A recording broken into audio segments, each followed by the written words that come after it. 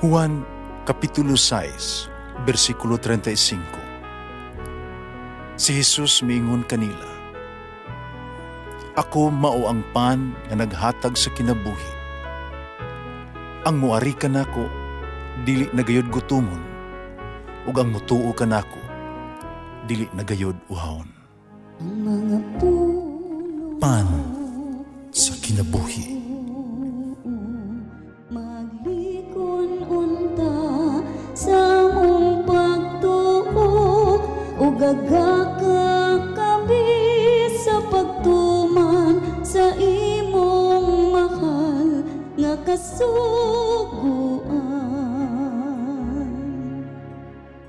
Ang Ginoo manaa kaninyo.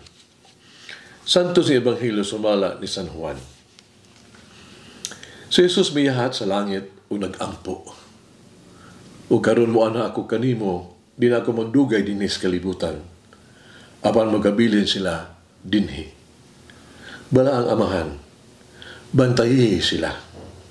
Diha sa gahom sa imong ngalan. Ang ngalan nga imong gihatag kanako. Haron sila mausa, ingon nga ikaw ako, usa lamang. Samtang ako uban pa kanila, gibantayan ko sila, pinaagi sa gahom sa imong ngalan. Ang ngalan nga imong gihatag kanako. Gibantayan ko sila, o walay usa kanila nga nawala. Gawas niya atong tao nga nawala gayud. Aron matuman ang kasulatan. O karon amahan, moanha ako kanimo. Gisulti ko kini mga butanga dinhi sa kalibutan aron malipay sila pag-ayo, duyog kanako. Gihatag ko kanila ang imong mensahe o gikasilagan sila sa kalibutan. Kadili man sila iya sa kalibutan, ingon nga ako dili iya sa kalibutan. Wala ko maghangyo kanimo nga kuhaon mo sila gikan sa kalibutan. Kundili, bantayan mo hinuon sila batok sa yawa. Ingon nga ako dili iya sa kalibutan, dili usab sila iya sa kalibutan. Himoa silang imo gayod, pinaagis kamatuoran. Ang imong pulong kamatuoran. Padala ko sila sa kalibutan, ingon nga ako imong gipadala ngani sa kalibutan. Ug tungod kanila, gitugyan ko ang akong kaugalingon, nganha kanimo, haron maimo usab sila. Ang Ebanghelyo sa Ginoo. Pasalamati ang Ginoo kay siya maayo, ang iyang gugma mulungtad hangtod sa kahangturan.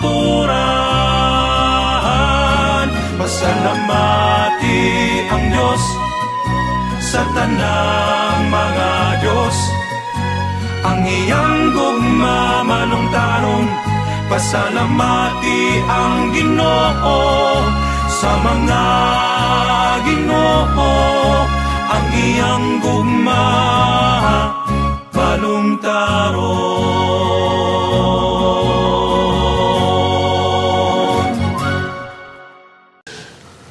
Madahigayon nga dunay mga utana mahangyo kanako sa pagpaampo.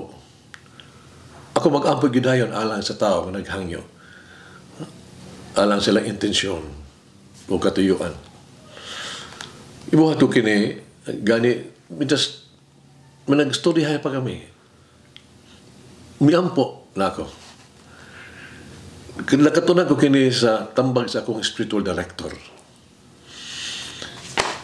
Matod pa sa akong spiritual director, nga mas maayo nga iampo nimo dayon ang tao aron dili nimo makalimtan ang hangyo sa tao kung buhaton nimo na kini sa laing pahigayon.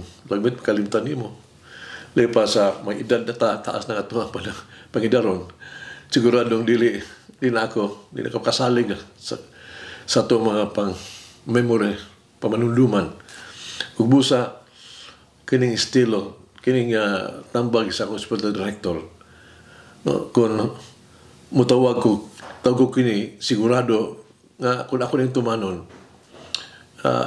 makaampo dito.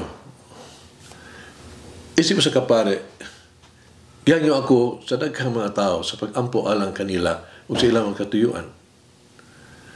Tingali, ipangutana kausab, no? So sa katao, sa imong kailagi, hangyo sa paampo. Nindot kaya itong feeling ba, may bawta, nga ang ubang mga tao nag-ampo alang kanato. Aside, of course, sa pag-ampo, para sa itong kaugalingon, no? Panahon nandura man nimo ang Diyos mismo ba, nga nag-ampo alang kanimo. So itong nadungog si Ebanghelyo, itong gibasa karon adlaw, no? Si Jesus yun nangayo sa amahan, nga padalipdan kita gikan sa dautan. Ampo siya kanato, alang kanato. Ang ideya gud nga si Jesus nag-ampo alang kanato, makapahingang ay amazing. Apan kini tinuod o kini nagpakita kung unsa ka lawom ang gugma sa Dios ug ang kaluoy ni Jesus alang sa matag usa kanato. Pumalundong kini. Ang labing maayo nga mabuhat nimo, no, ngadto sa imong isigataw mo ang pagampo alang kanila. Pagampo kita. Fill my heart with your joy, O Lord. Let it overflow to the people around me. Pagampo. Nga unta, ang atong kasing-kasing ba? No? Maawas na itong kasing-kasing ang kalipay. Nga ato sa mga panghinaot nga ang mga tao linong nato. Let's pray for them.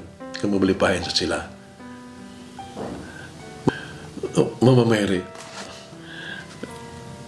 ang iyong kong ikaw, ngunta, iampo mo kanunay kami sa mga imong anak na nag-ampo alang kanimo. Kaamo magkag-inahan, ug nagmahal ka kanamo. Iampo kami. Malangin ang Diyos magagahom sa tanan, Amahan, Anak, Espiritu Santo. Amen. May the Lord of the divine mercy bless us all, heal us from all diseases and suffering. Ayun unta niya kita, tanang mga sakit na sa lawas o sa kalag, body and soul. In the name of the Father, the Son, and of the Holy Spirit. Jesus, I trust in you. Amen. Whoever eats the bread of life will never hunger, says the Lord. Kay galaan inyong nabati ang pagpaambit ug hamubong pamalandong sa pulong sa Dios pinaagi sa tulumanon. Pan sa kinabuhi nga gidumala ni Monsignor Daddy Silva. Hangtod daw sab sa sunod higayon, daghang salamat.